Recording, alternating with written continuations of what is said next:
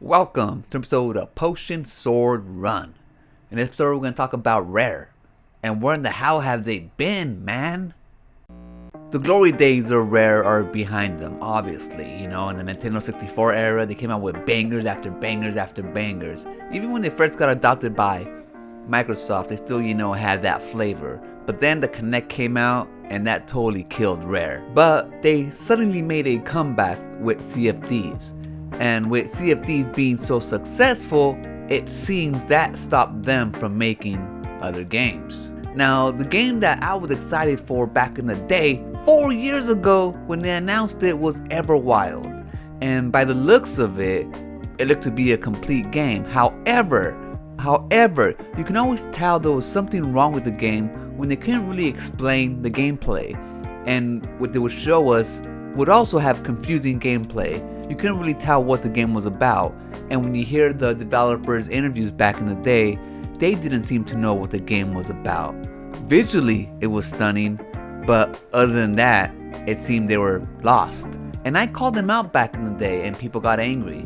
Being Rare, I thought, let's give them a chance. They have bangers, they have a pedigree. Even though it's a newish studio, people are gone. The culture is still there, and they can deliver. But it's been 4 years. 4 years since they announced Everwild, and they have nothing to show for it. Not only that, they have no other games in development, at least we know of. They haven't shown us anything. The only thing they have going for them, and it's probably the reason why they have no other games in development, is because Sea of Thieves is a hit, both on Xbox and on PlayStation. And it's a live service game, so pretty much they need everybody on deck to work on the game constantly. So you can say that live service Sea of Thieves pretty much killed Rare and their ambitions to make other games. And that could pretty much be said for any other studio who makes a live service game that ends up being successful.